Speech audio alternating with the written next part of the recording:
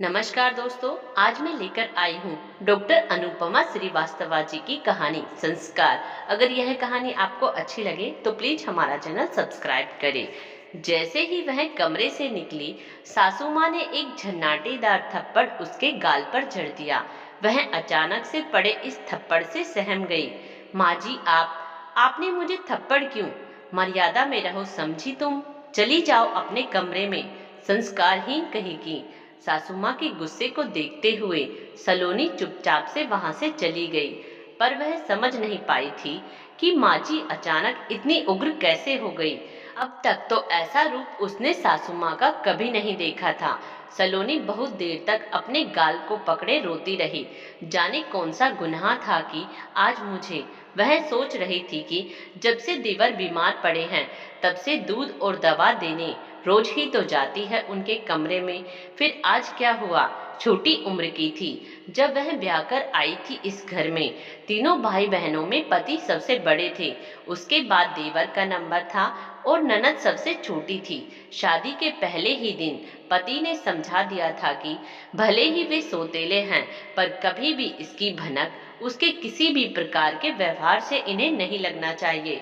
उन्होंने कहा था कि मैं चाहता तो इस सच्चाई को तुमसे छुपा सकता था, लेकिन तुम मेरी अर्धांगिनी हो और अब इस परिवार की सदस्य हो, इसीलिए तुम्हें हक है कि तुम सब कुछ जान लो।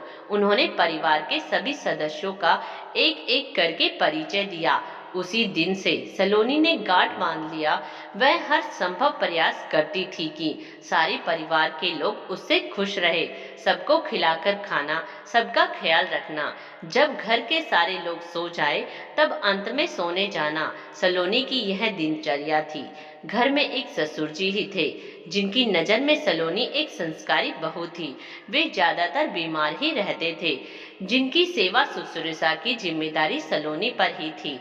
उनको कभी कभी दया आती थी सलोनी पर। बाकी लोगों को तो बस एक काम वाली बाई मिल गई थी मुफ्त में। सलोनी ने हमेशा यही महसूस किया था कि चाहे वह कुछ भी कर ले, पर सबका व्यवहार उसके प्रति सौतेला ही था। रिश्ते में तो सब छोटे थे, पर जरा सी चूक नहीं की उसके संस्कारों की घंटी बजा दी जाती थी। छोटी ननद जलती हुई माचिस की तिल्ली थी। हर घड़ी सलोनी के कामों में नुक्ताचीनें निकालती रहती थी। उससे भी मन नहीं भरता तो चुगली कर उसे डांट खिलवाती।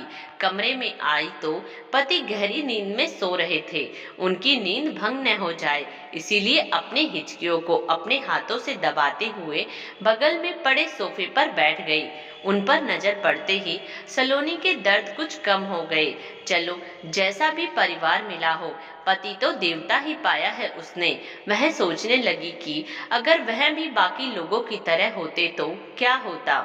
बिन माँ की बच्ची सलोनी को मायके में प्यार कम ही मिला था, लेकिन संस्कार देने में कोई कोताही नहीं की गई थी। पापा फौजी थे, वो हमेशा उससे दूर ही रहे, तो उसका पालन पोषण दादा दादी चाचा चाची ने किया था।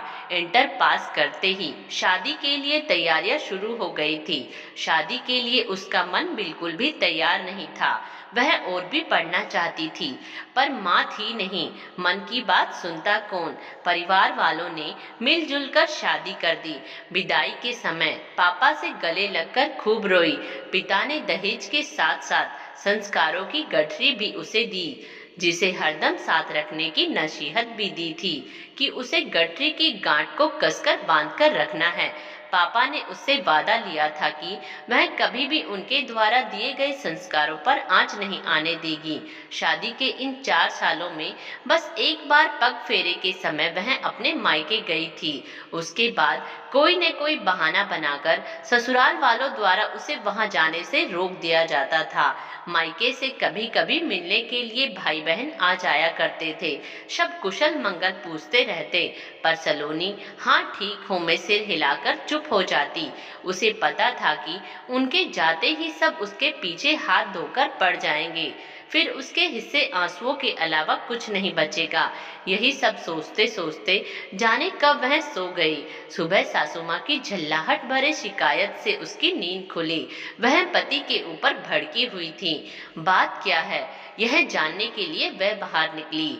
उसे देखते ही सासू माँ उस पर बिफर पड़ी। घर के सभी सदस्य वहां खड़े थे।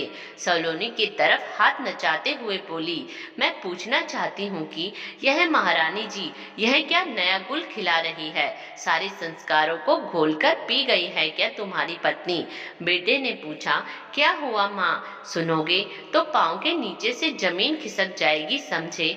संस्कारहीन कहीं की। सलोनी को समझ में नहीं आ रहा था कि वह कहना क्या चाहती है।